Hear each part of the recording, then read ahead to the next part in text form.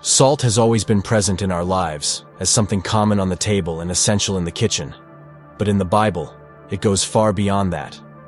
In biblical times, salt was not just a seasoning. He was a powerful symbol of purity, permanence, and covenant. Imagine living in a world where salt was not only used to flavor food, but also as currency, a sign of commitment to God. The use of salt in sacrifices and rituals was not casual.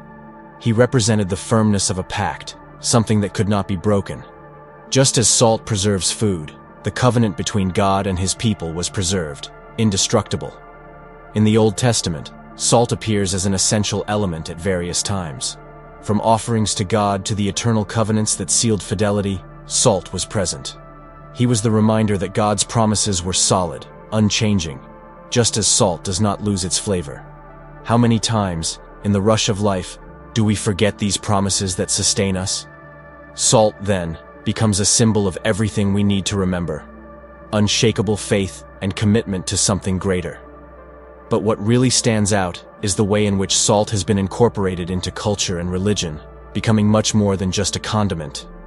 In biblical society, salt represented purity, incorruptibility, and permanence. And have you ever stopped to think about how these qualities can impact your life today? What alliances, commitments, or promises are you letting go cold? Just as salt was needed to preserve food, our relationships and our faith need a preserving element. And here's the big point. Salt, in the Bible, was not something trivial. He carried the weight of an eternal covenant, a responsibility that went beyond what the eye could see. The next time you look at salt, you may realize that it is more than just a seasoning. There's a spiritual depth that echoes throughout the story, waiting to be discovered. Let's continue this journey to understand how this symbol was used in such rich and impactful ways in the spiritual lives of God's people. In Numbers 18:19, we find one of the most symbolic passages in the Old Testament, the covenant of salt. There, God establishes an eternal covenant with the priests, and salt appears as an immutable symbol of this covenant. But why the salt? At that time, salt was extremely valuable. It not only preserved food, but also symbolized something that endured through time, something that, like God's covenant, could not be easily corrupted or dissolved.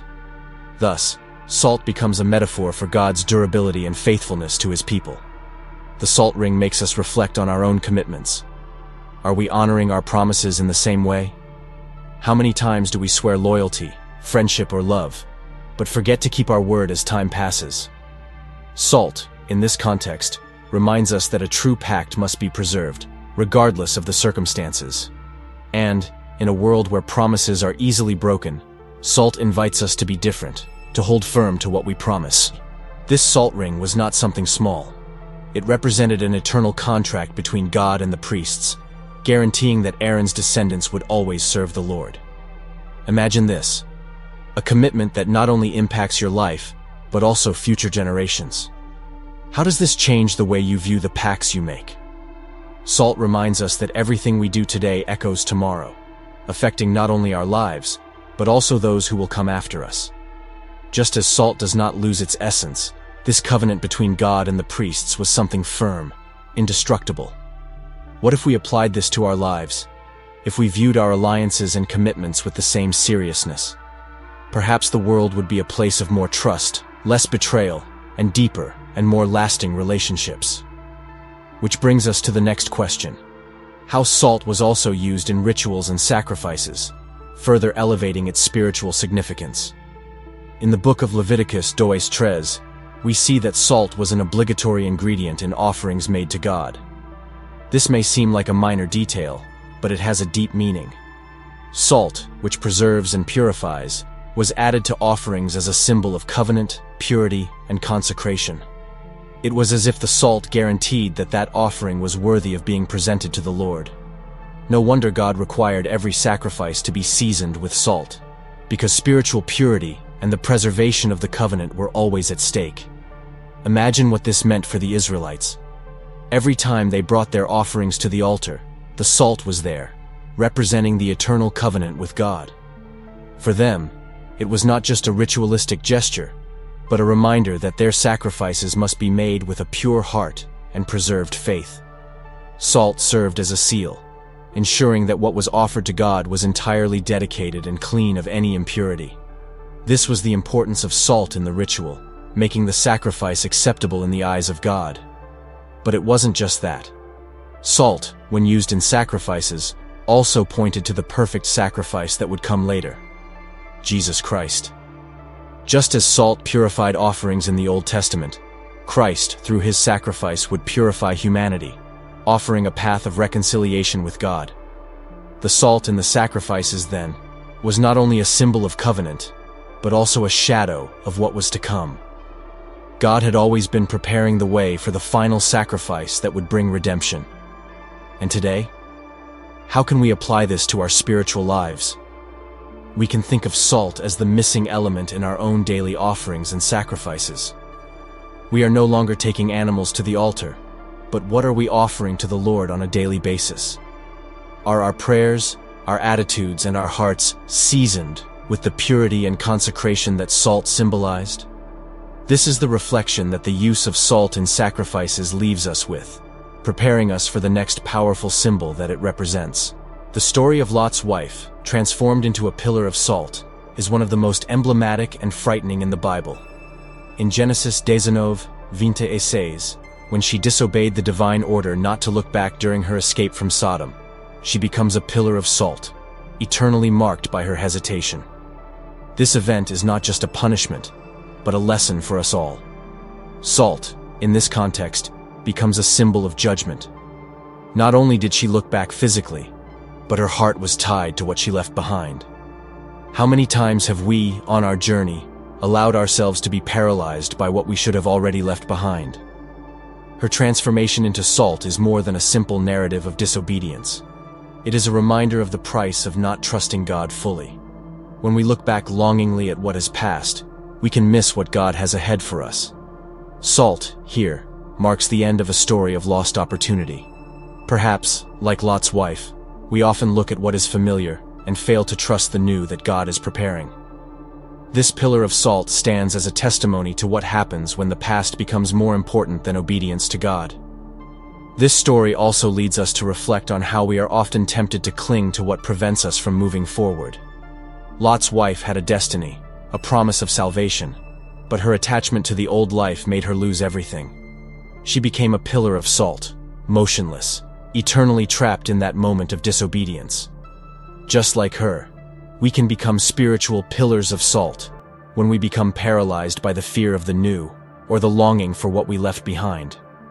And by thinking about this symbol, it opens the door to the next great lesson that salt teaches us: to be the salt of the earth. Because unlike Lot's wife, who became a pillar of salt, Jesus calls us to be active, influencing the world around us with the power and purity that salt represents. But what does it mean to be the salt of the earth? Let's explore this next. When Jesus said, "You are the salt of the earth," Matthew 5:13, he was placing a profound responsibility on his followers. Salt, at that time, was not only used to flavor food, but also to preserve it. And this is the essence of what he asked of us: to be preservers of faith, truth, and justice in a world in constant decay. Just as salt prevents food from rotting, our presence in the world should prevent corruption and evil from prevailing. And what happens when salt loses its flavor? Jesus warns that he becomes useless, without purpose.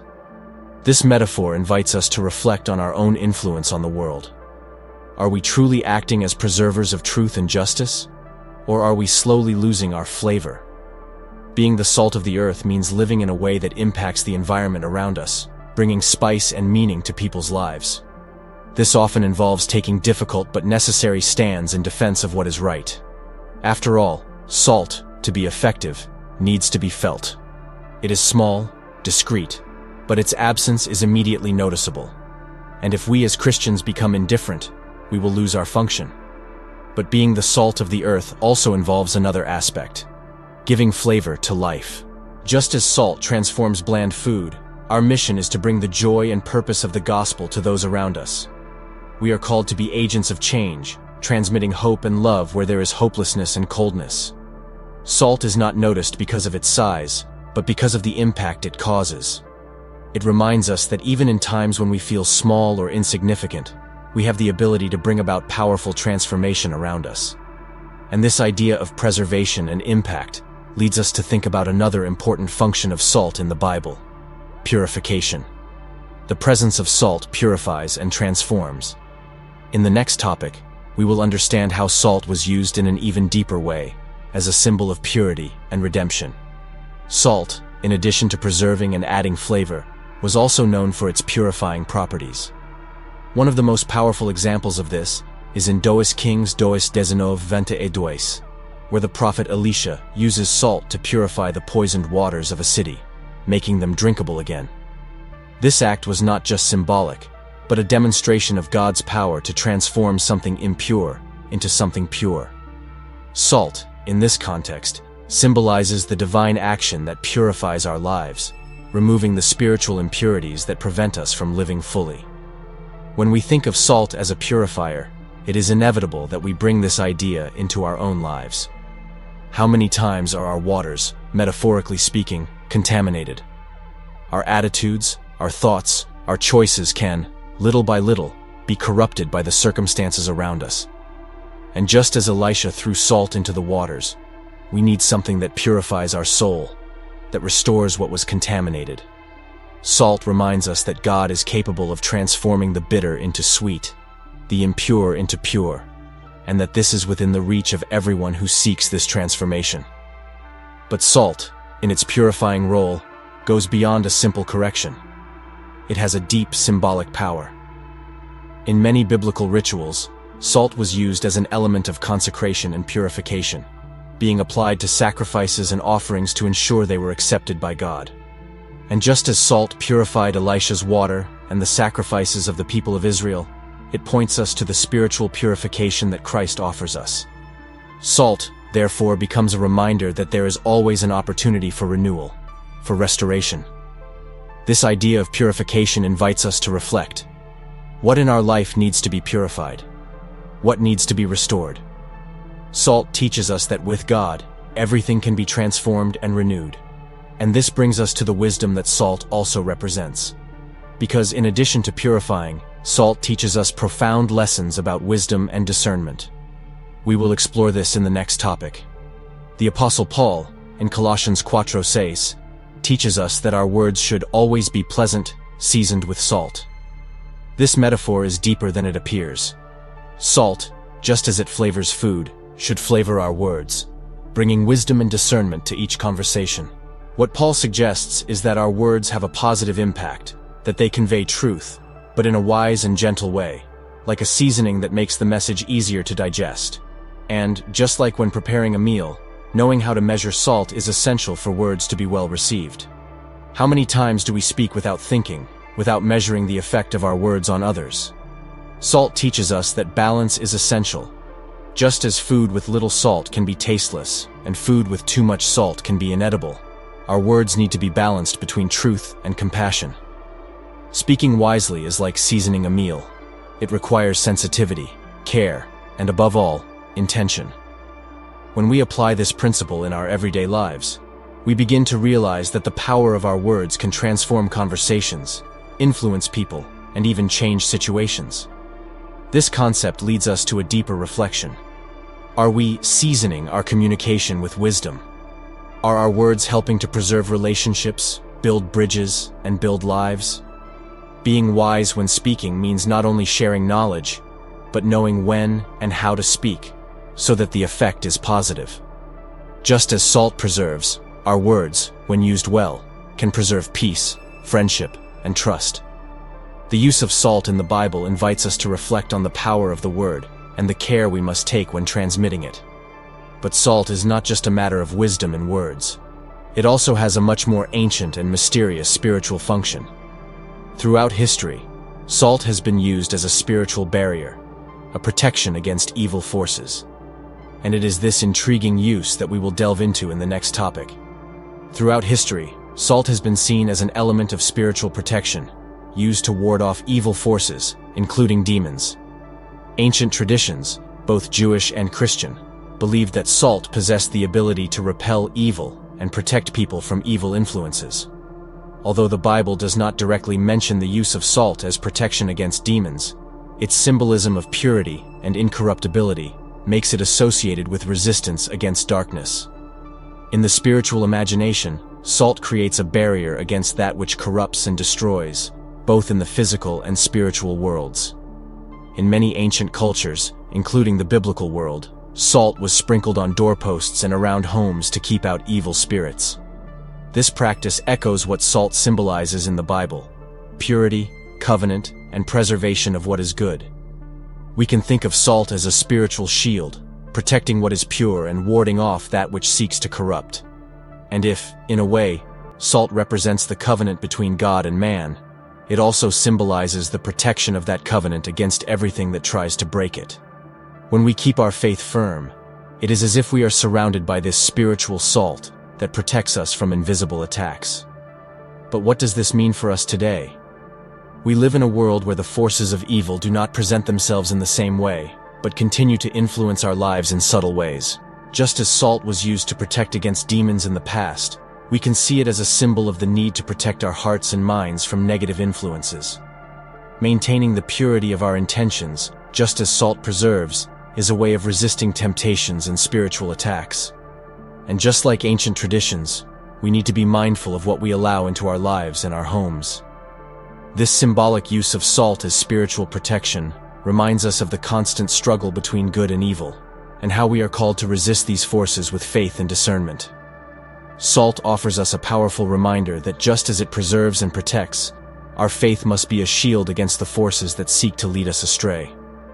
And speaking of destructive forces, salt also played a fundamental role in one of the most impactful stories in the Bible: the destruction of Sodom and Gomorrah. We will understand this in more depth in the next topic. The destruction of Sodom and Gomorrah is one of the strongest accounts in the Bible, where God, in his justice, decides to destroy these cities due to their extreme corruption. In the middle of this story, salt appears again, this time as a symbol of judgment and loss. When God commands Lot and his family to flee without looking back, Lot's wife, in an act of disobedience, looks at the burning cities and is turned into a pillar of salt. Genesis 19:26. Here, the salt becomes a permanent mark of her wrong choice, a monument to those who hesitate to let go of the past when God has already opened a new path. This episode serves as a powerful reminder of what happens when disobedience prevails over trust in God. Salt, in this context, is immobility. It represents the state of those who are stuck in their old choices, unable to move forward. Lot's wife not only looked back with her eyes, but also with her heart, holding on to what she should leave behind. And how many times do we do the same? How many times do we get stuck in what God told us to abandon, resulting in spiritual stagnation? Salt, here, reminds us that looking at the past with longing can paralyze us. On the other hand, the salt in the destruction of Sodom can also be seen as an act of purification. God was cleansing the earth of the corruption and evil that lived there, just as salt purifies and preserves what is good. The transformation of Lot's wife into salt, then, becomes a warning sign for all who hesitate to follow the divine call, trapped between the past and the future. Salt, which once symbolized preservation, here marks the end of an opportunity, a line that should not have been crossed. This story makes us reflect on our own lives. What parts of our past do we need to leave behind so that we can move forward in God's plan? Salt, in its duality, can preserve or paralyze, depending on how we choose to use it. And it is this choice that leads us to the next aspect of salt in the Bible: its use in the tabernacle, where it becomes a symbol of consecration and holiness. In the tabernacle, salt played an essential role in sacred rituals. It was not just a physical element, but carried a deep spiritual meaning. All offerings made to God, especially food, should be accompanied by salt, as instructed in Leviticus 23. This symbolized that the offering was consecrated, purified, and acceptable in the eyes of God. Salt, as we have seen, represented incorruptibility, and in the context of the tabernacle, it became a symbol of the spiritual purity necessary for any sacrifice to be worthy of being presented to the Lord.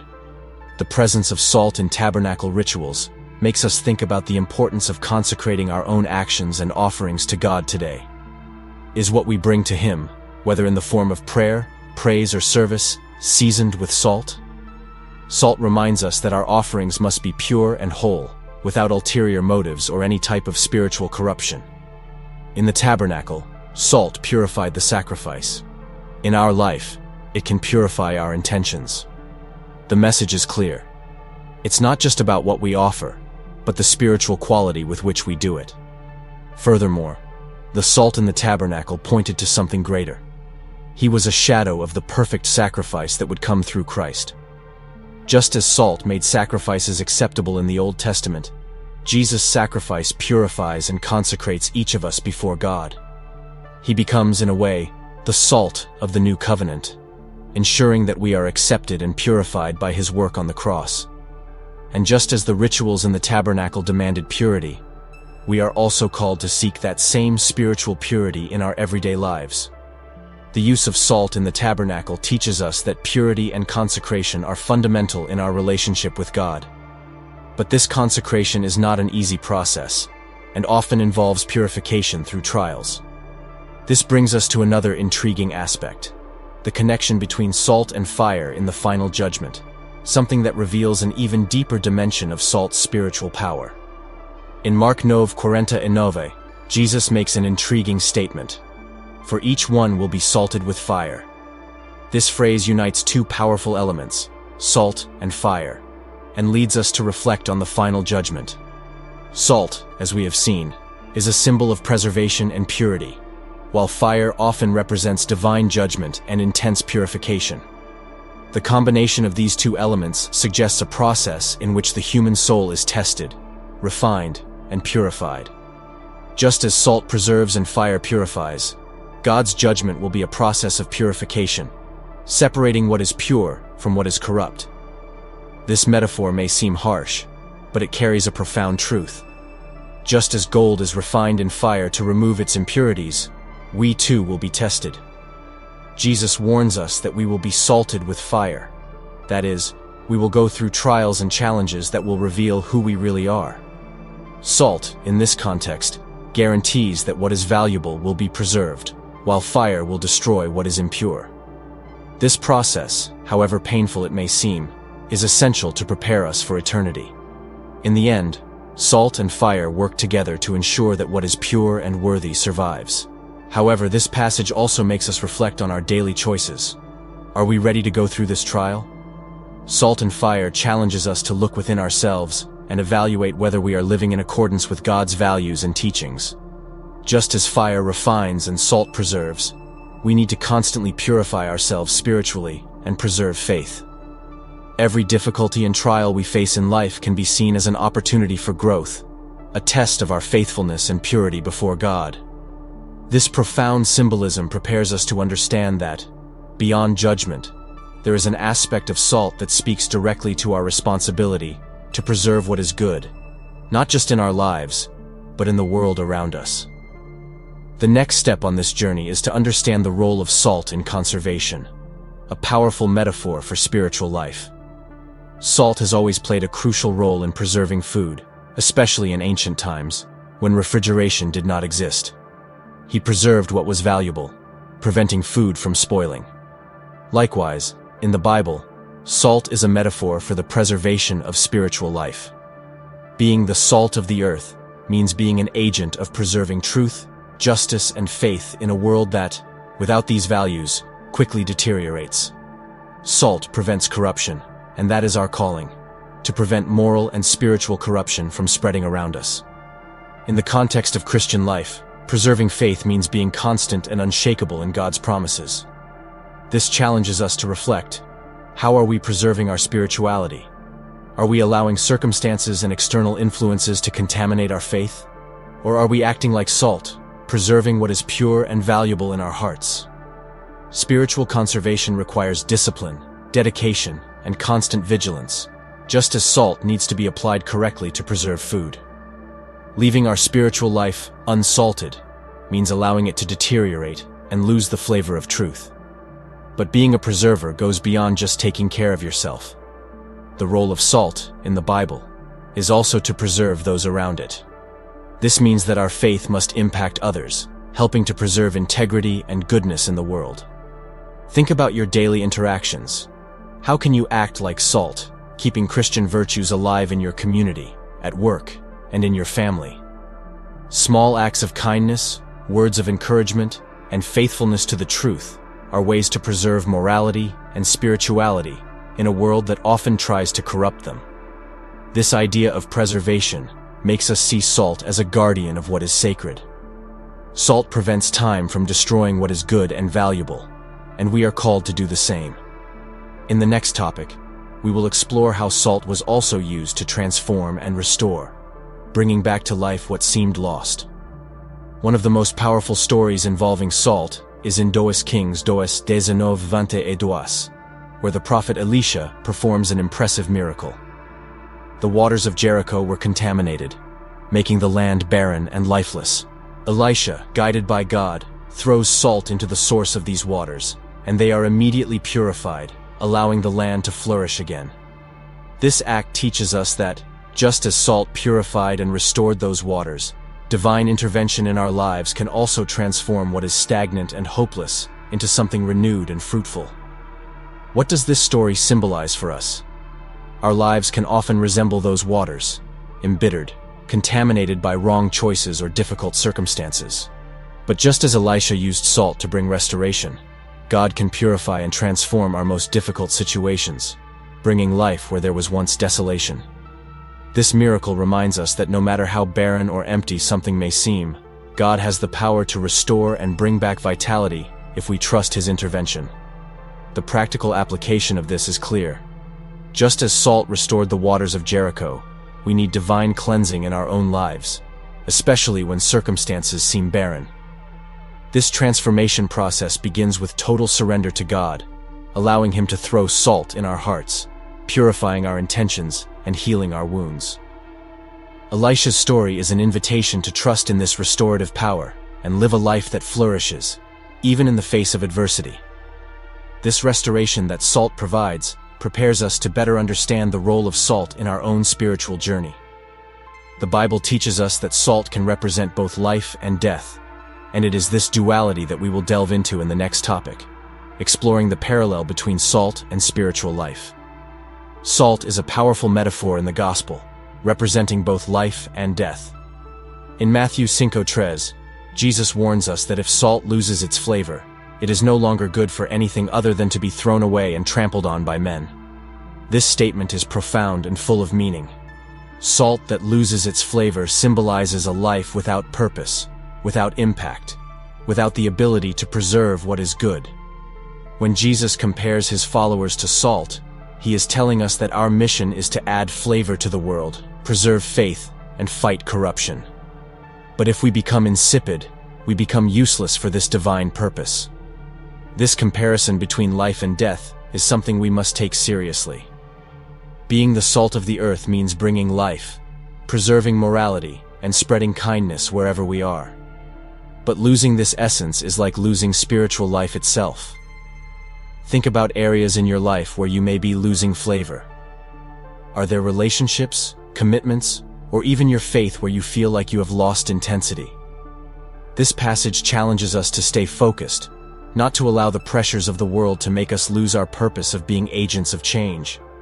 On the other hand, salt can also symbolize spiritual death.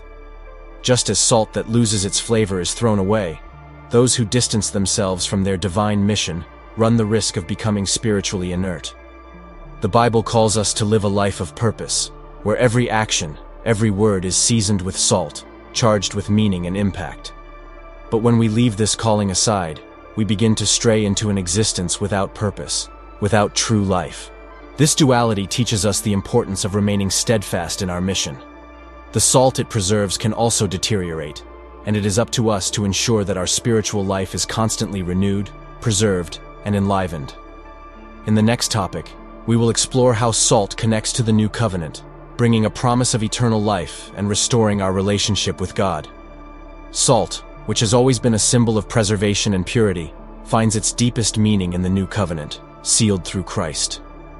Just as salt preserved sacrifices in the Old Testament, Jesus' sacrifice preserves us spiritually, guaranteeing us the promise of eternal life. This connection between salt and the new covenant reminds us that, through Christ, our souls are kept pure and incorruptible, just as salt preserves that which is valuable. This new covenant is eternal, just like the covenant of salt mentioned in Numbers 19, which represented God's faithfulness to his people. When we think of salt as a symbol of eternal life, we realize that it invites us to reflect on what we are doing to preserve our own spirituality. Christ gave us the guarantee of eternal life, but it is up to us to keep that covenant alive in our daily lives. Just as salt keeps food from spoiling, we are called to preserve our faith and our communion with God, keeping ourselves pure in a world full of influences that can corrupt us. The new covenant is an eternal pact, but it requires our daily commitment to be truly lived. This spiritual preservation also points to the fact that through Christ, we are protected from spiritual deterioration. He is the salt that preserves us, ensuring that, even in times of trial, our faith is not corrupted. But that doesn't mean we are exempt from challenges. Just as salt needs to be constantly applied to preserve food, we need to apply Christ's teachings in our lives daily, ensuring that our spiritual walk remains intact and firm. The promise of eternal life is the greatest gift we could receive, and salt, in this context, becomes a powerful symbol of this unbreakable covenant. But at the same time, salt also reminds us that there is a fine line between blessing and curse, life and death. In the next topic, we will explore this duality, understanding how salt can be both a blessing and a curse, depending on how it is used. Salt, in its dual nature, has the power to both bless and curse, depending on context and use. In the Bible, we see clear examples of this ambivalence. In some passages, salt is associated with fertility, purification, and blessings, as in the story of Elisha purifying the waters with salt. However, in other contexts, salt is used as a symbol of curse and destruction. A classic example is the practice of spreading salt over a destroyed city, as done by the Romans in Carthage, to prevent anything from growing there again. Salt, in this case, symbolizes sterility and desolation. This contrast makes us think about how salt can have opposite effects depending on its application. In our spiritual life, salt can represent both fertility, the flowering of our faith and our communion with God, and sterility, when we allow sin and disobedience to dominate. What are we doing with the salt God gave us? Are we allowing it to fertilize our spiritual lives, helping us to grow and flourish? Or are we living in such a way that the salt becomes a curse, leading us to spiritual barrenness? The Bible teaches us that salt can be a blessing, but it can also be an agent of judgment. Just as God used salt to purify the waters of Jericho, he also allowed salt to be a symbol of desolation in places of judgment. This symbolism alerts us to the choices we make. Salt, in essence, reflects what is already present. It can preserve what is good or destroy what is corrupt. It is up to us to decide how we will allow salt to work in our lives, whether as a blessing that brings growth or as a curse that impedes spiritual fertility. This duality of salt reminds us of a spiritual truth. Our actions have consequences, and salt, as a symbol of purity and destruction, invites us to reflect on what we are cultivating in our spiritual life. This reflection leads us to another fundamental aspect: the covenant of salt that God made with the people of Israel, which represents eternal fidelity and the preservation of the divine promise. We will explore this in the next topic. In the Old Testament, God establishes several covenants with the people of Israel, and one of the most significant is the covenant of salt, mentioned in 2 Chronicles 3:5. In this passage, salt appears as a symbol of an eternal and unbreakable pact. The use of salt reinforces the idea of permanence, something that cannot be corrupted or dissolved, just as salt itself preserves what is pure. This covenant of salt, made between God and David, guaranteed that the throne of Israel would belong to David's descendants forever. It is a covenant of fidelity, immutable and lasting, like the character of God himself. This covenant of salt teaches us a lot about the nature of God and his promises. He is faithful and keeps his word, even when we are unfaithful. Salt, in this case, reminds us that God's promises are forever, preserved throughout generations. Just as salt prevents spoilage from touching food, The covenant of salt prevents spiritual corruption from interfering with the covenant between God and his people. And this covenant continues to live today through Christ, the descendant of David, who reigns eternally. Furthermore, this covenant of salt invites us to reflect on the commitments we make in our own lives. If salt symbolizes permanence, how firm are our promises and commitments to God and others? Are we living our lives with the same faithfulness that God shows toward us? Just as salt preserves what is valuable, we are called to preserve our faith and our relationship with God, remaining faithful even in times of difficulty and temptation. This covenant of salt with Israel makes us see the crucial role of salt in maintaining the purity and permanence of divine promises. But salt also has a deep connection to God's justice. And that's what we'll talk about in the next topic: the role of salt in executing divine justice. Salt, in addition to being a symbol of purity and preservation, is also closely linked to God's justice. In several biblical passages, salt appears as an agent of judgment, separating what is pure from what is impure, what is righteous from what is corrupt. The destruction of Sodom and Gomorrah, for example, is a strong testimony to divine justice, and the salt, in the form of the statue that Lot's wife was transformed into, serves as a perpetual reminder of the consequences of disobedience. Salt, in this case, symbolizes God's relentless justice, which does not allow corruption to remain unpunished. But what does this mean for us? God's justice is like salt. It purifies what is righteous and destroys what is corrupt. Just as salt was used to purify the bitter waters of Jericho, divine justice purifies our lives, freeing us from the impurities that separate us from God. However, God's justice can also be harsh on those who persist in sin. Salt, in its destructive function, reminds us that divine justice is not just a matter of blessing, but also of correction. God, in his perfection, judges fairly, ensuring that evil is eradicated and good preserved. This duality of salt and God's righteousness challenges us to examine our own lives. Are we living according to the principles of justice that God expects of us? Just as salt separates the clean from the unclean, God's justice examines our hearts and our actions. And this purification process is not always easy.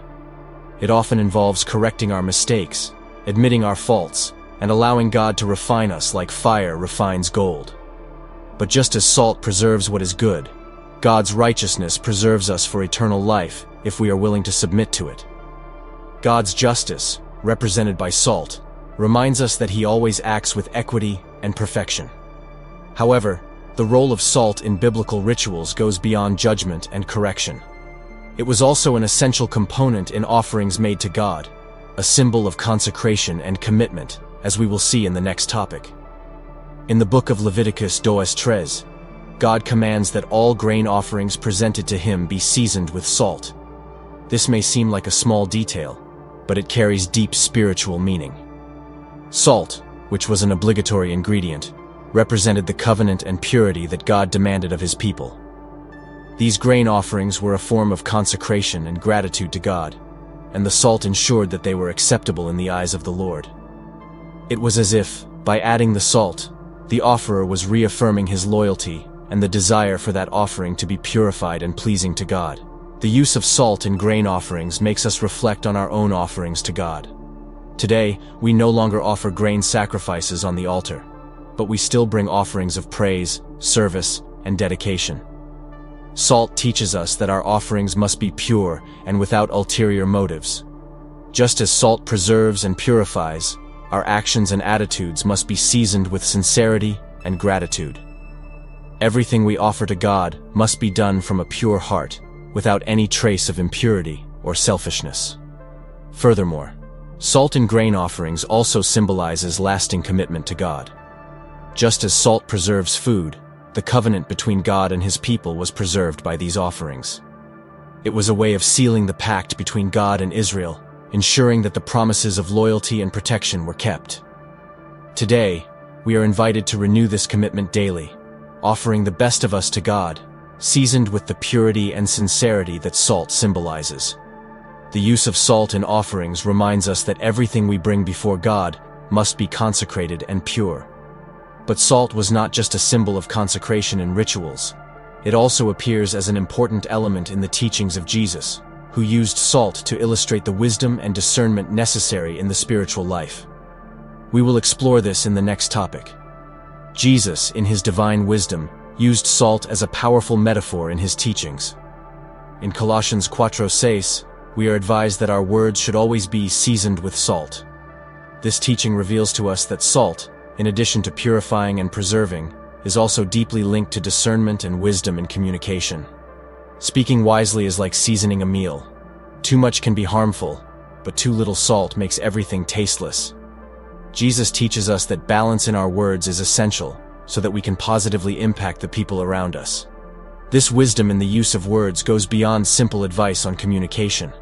She reminds us of the importance of being careful and thoughtful, ensuring that our words build rather than destroy. When Jesus talks about salt, he is inviting us to reflect on the quality of what we say and how we say it. Our words have the power to preserve relationships, bring healing and comfort, or cause destruction. Just as salt seasons and adds flavor, our words should be used to bring life and edification. But Jesus also warns us about the danger of losing our spiritual taste. If the salt loses its effectiveness, it is of no use other than being thrown away. This makes us reflect on the impact we are having on the world. Are we acting as the salt of the earth, seasoning the world with the wisdom and love of Christ? Or are we letting our faith become stale and irrelevant? This teaching challenges us to keep our spiritual lives vibrant and meaningful by constantly seeking wisdom in our words and actions. Jesus' wisdom in using salt as a metaphor calls us to be careful about how we express ourselves and act in the world. But salt also has a prophetic role, appearing in passages that speak of the spiritual future of the world and the final judgment. In the next topic, we will dive into the symbolism of salt in biblical prophecies. Salt, with its rich and varied symbolism, also appears in prophetic passages of the Bible, pointing to future revelations and the spiritual destiny of humanity. In the book of Ezekiel 40:11, during the vision of the river flowing from the temple, we find a mention of salt in a prophetic context. The river's waters, which bring life and healing, are described as purifying, except in swamp and marsh areas, which are left to become salty. This contrast between living waters and salty waters tells us of a future in which there will be both salvation and judgment. Salt here symbolizes the separation between what will be restored and what will be condemned. This vision of Ezekiel makes us reflect on the fate of those who reject the healing and salvation offered by God. Just as the salty areas in prophecy are left aside, unable to sustain life, those who do not turn to God remain barren, spiritually dead. Salt, in this context, is a mark of judgment, a reminder that there is a choice to be made: to live in the living waters of God or to be left in spiritual aridity. This prophecy points to the seriousness of the decisions we make in our journey of faith. But, in addition to judgment, salt also appears in prophecies as a symbol of preservation and protection. In Malachi, for example, God talks about the coming of a messenger who will purify the priests, allowing them to offer acceptable sacrifices again. In this sense, salt, as a symbol of purity and covenant, points us to the future in which divine justice will be fully restored, and those who remain faithful will be preserved. Salt reminds us that there is hope for those who choose the path of purity and faithfulness. These prophecies reveal that salt plays a crucial role in both the judgment and preservation of God's people. And as we think about the spiritual future that awaits us, we are reminded that salt also carries a message of hope and redemption. In the next topic, we will explore salt as a symbol of hope and restoration in Scripture. Salt, in addition to its role of judgment and preservation, is also a profound symbol of hope and redemption. Throughout the Scriptures, salt appears as an agent of transformation, capable of restoring what is broken and bringing life to what seemed lost. One of the most powerful examples of this is the story of the prophet Elisha, who, using salt, purified the poisoned waters of Jericho, restoring fertility to the land and bringing hope back to the people. 2 Kings 19:22. This narrative reminds us that, even in the most desperate situations, God can intervene and transform the bitter into sweet, the barren into fertile. This symbolism tells us of unshakable hope. Salt, which purifies and preserves, points us to God's power to redeem what seemed lost. Just as Elisha cast salt into the waters to bring healing and restoration, God can cast His grace into our lives, restoring what has been destroyed by sin and pain. Salt, then, becomes a symbol that it is never too late for redemption, that God can always intervene, even when everything seems hopeless. He reminds us that hope is an essential ingredient in the journey of faith. Furthermore, salt, with its preservation role, also reminds us that hope is something that needs to be cultivated and preserved over time. Just as salt preserves food, our faith and hope need to be constantly renewed and cared for. It is not just about waiting for a miracle, but about living with a constant trust that God is in control, preserving our soul and spiritual life. Salt, therefore, teaches us that redemption is not just a momentary act, but an ongoing process of preservation and restoration.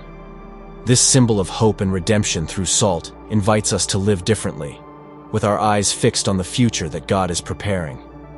But in order for us to truly experience this redemption, we must be willing to consecrate our lives completely to God. And the next topic leads us to understand how salt was also used in the temple as a symbol of consecration and purity. In the temple, salt played an essential role in purification and consecration rituals. Just as salt was used to purify offerings and sacrifices, it also symbolized the purity necessary for the sacred environment to be worthy of God's presence.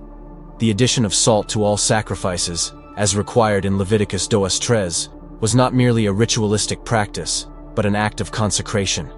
The temple, a meeting place between God and His people, needed to be pure, and salt was one of the elements that guaranteed this purity, being a symbol of the eternal covenant between God and Israel. This temple consecration speaks to us of the importance of purity and holiness in our own spiritual lives. Salt, just as it purified the temple, invites us to reflect on how we are consecrating our lives to God. Are we living in a pure and integral way, allowing God to dwell in our inner temple? Just as salt maintained the sanctity of the temple, our faith and devotion need to be constantly renewed and preserved. Consecrating our lives means offering everything we have to God, with the same purity and sincerity that salt symbolized in temple rituals. Furthermore, the salt in the temple teaches us about the importance of separating the sacred from the profane. In the temple, everything that was offered to God needed to be consecrated, just as our lives must be dedicated entirely to Him. We cannot mix what is sacred with what is impure, and salt reminds us of this commitment to keeping our lives seasoned with the purity and holiness that God requires. Just as the priests consecrated their offerings with salt, we are called to consecrate all areas of our lives to the Lord. The use of salt in the temple points us to the vital role of consecration and purity in our relationship with God. But, in addition to consecrating, we are also called to preserve. In the next topic, we will understand how salt continues to be a powerful symbol in today's Christian life, preserving our faith and spiritual commitment. The symbolism of salt transcends biblical times and continues to have a profound meaning in Christian life today. Being the salt of the earth, as Jesus calls us in Matthew 5:3, is not a responsibility limited to a specific time or culture. It is an eternal calling for Christians of all ages. Salt, with its ability to preserve and purify, reflects the role that each of us must play in the world. To be agents of transformation, bringing the flavor of the gospel and preserving the integrity of faith in the midst of a world in constant moral and spiritual. This responsibility to be the salt of the earth involves living in such a way that our actions and words have a lasting impact. Are we truly seasoning the environment around us with love, truth, and justice? Or are we allowing our faith to become insipid, ineffective? Salt challenges us to keep our spiritual lives vibrant, preserving the essence of the gospel in our daily walk. Just as salt is small but its impact is great, every small act of kindness, every word of truth can cause a powerful transformation in the lives of those around us. Furthermore, being the salt of the earth reminds us that we have a responsibility to preserve the truth and teachings of Christ in a world that often distorts or rejects these values. Just as salt preserves food from spoilage, our faith must preserve truth, resisting the corruption and spiritual decay that seek to invade our society. To be the salt is to live intentionally, with purpose, ensuring that the purity of the gospel continues to be felt and lived in our lives and in our communities. The call to be the salt of the earth challenges us to act, to make a difference in our world. And this leads us to reflect on what we learned along this journey about salt in the Bible, and how we can apply these teachings in our daily lives as we await the fulfillment of divine promises. We will end this journey in the next topic with a final reflection on everything that salt teaches us. The journey through the symbolism of salt in the Bible reveals profound truths about spiritual life. Salt, so present in the scriptures, goes far beyond a simple seasoning. It symbolizes purity, preservation, alliance, and at the same time, judgment and renewal. Throughout the Bible, we have seen how salt was used to purify sacrifices, protect against evil, and preserve eternal covenants between God and his people. But we have also seen that he can become an agent of judgment, as in the case of the destruction of Sodom and Gomorrah. Salt reminds us that our actions have consequences, but it also gives us hope for redemption. Looking at all these aspects, we realize that salt is not just a physical element, but a spiritual symbol of responsibility. Just as salt preserves what is pure, we are called to preserve our faith and our relationships with God and others. Just as salt purifies, we are challenged to seek purity in our thoughts, words, and actions. And just as salt can bring judgment, we are reminded that our choices have spiritual weight, and that we must live in a way that honors the salt covenant we have with God. When applying this learning to our lives, we realize that salt is closely linked to our journey of faith. He teaches us about the importance of maintaining an integral life, of being agents of change and preservation in a world that often moves away from divine teachings. Throughout the Bible, salt invites us to reflect on our own spiritual journey and ask, are we living in a way that preserves what is good and pure? Are we being the salt of the earth as Jesus called us to be? This reflection leads us to understand that salt, in its essence, is a call to action. God invites us to be salt, to bring life, preserve faith, and impact the world around us.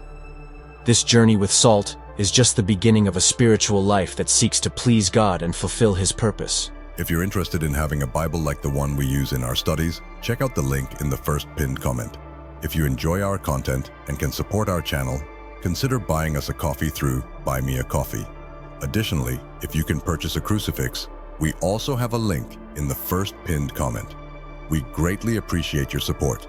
God bless, and see you in the next video.